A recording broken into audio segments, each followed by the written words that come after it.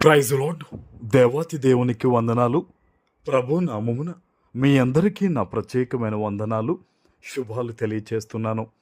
ఈ దినము కొరకు ఏర్పాటు చేయబడిన దేవుని వాగ్దానము రోమీలకు రాసిన పత్రిక 5వ అధ్యాయము 9వ వచనము. ఆయన రక్తము వలన ఇప్పుడు నీతిమంతులుగా తీర్చబడి మరింత నిశ్చయముగా ఆయన ద్వారా ఉగ్రత నుండి రక్షింపబడుదుము. దేవుని నామానికి మహిమ కలుగునుగాక. ఈ ఉదయకాల సమయంలో సర్వ సృష్టికర్త అయిన నీ తండ్రి నిన్ను ఆదరిస్తూ హక్కును చేర్చుకునే గొప్ప వాగ్దానాన్ని నీకు అందిస్తూ ఉన్నారు. ఆమెన్. ఈరోజు దేవాతి దేవుని యొక్క మాట ఒక్కసారి జ్ఞాపకం చేసుకో.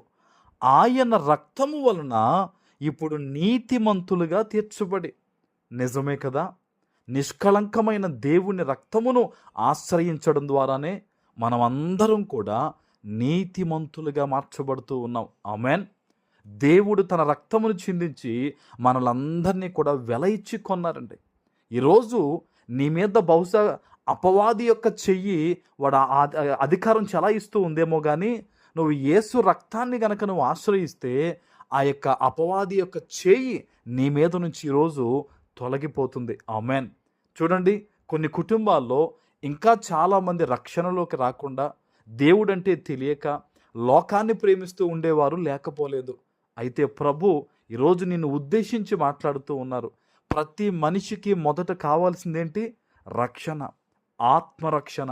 ఉందా ఈరోజు నీ కుటుంబంలో? ప్రతి ఒక్కరూ దేవుని వైపు తిరిగిన వారుగా ఉన్నారా? పాపాన్ని విడిచిపెట్టిన వారుగా ఉన్నారా? ఒక్కసారి ఆలోచించి ఈరోజు నుంచి యేసు రక్తమును ఆశ్రయించి ప్రార్థన చేయి. నువ్వెక్కడి నుంచి ఈరోజు ఈ వాగ్దానం వింటున్నావో, నువ్వు ఒంటరి వ్యక్తిని మాత్రం నువ్వు అనుకోవద్దు. ప్రభు నిన్ను ప్రేమిస్తున్నాడు కనుకనే ఈ వాగ్దానం నువ్వు వినగలుగుతూ ఉన్నావు. అనేక మంది క్రీస్తుని వెంబడించేవారుగా కనిపిస్తారు, కానీ వారు వాగ్దానాన్ని నమ్మరు. ఈరోజు దేవుడు నిన్ను ఉద్దేశించి నీతో మాట్లాడుతున్నాడు. ఆయన నీకు తోడుగా ఉన్నారు. యేసు రక్తములో ఈరోజు ఆశ్రయించి ప్రార్థన చేయి. మరొక గొప్ప మాట మనం చూస్తే గనక చూడండి, మరింత నిశ్చయముగా ఆయన ద్వారా ఉగ్రత నుండి రక్షించబడ్డ మనం అందరం కూడా. అపవాది భయంకరమైన శ్రమల్ని కొంతమంది మీద వాడు మోపాలను చూస్తూ ఉన్నాడు. అయితే వారు చేస్తున్న ప్రార్థనే వారిని కాపాడుతూ ఉంది. యేసు రక్తము కొన్ని కుటుంబాలకి కంచెగా ఉంది. ఈరోజు నుంచి ప్రార్థన చేయి. యోబు అరుణోదయమున లేచి తన బిడ్డల కొరకు బలి అర్పించి ప్రార్థన చేసేవాడంట. అందుకు దేవుడు ఏం చేశారో తెలుసా? యోబుకి, అతడు చేస్తున్న తన బిడ్డలకి, సమస్తానికి కూడా దేవుడు కంచె వేశాడు. ఈరోజు ప్రార్థన చేయి. అయ్యా, అపవాది మమ్మల్ని ముట్టకుండా ఇదిగో నా కుటుంబము, నా సమస్తము చుట్టూ కంచె వెయ్యండి ప్రభు అని నువ్వు ప్రార్థన చేసినట్టయితే సర్వోన్నతుడైన దేవుని కృపా కంచె నీ చుట్టూ, నీ సమస్తము చుట్టూ ఈరోజే వేయబడుతుంది. అపవాది ఇప్పటికే మీలో ఉండుంటే వాడు బయటకి పారిపోతాడు, మరలా వాడు మీలోకి ప్రవేశించలేడు. యేసు రక్తమునకు అంత శక్తి ఉంది.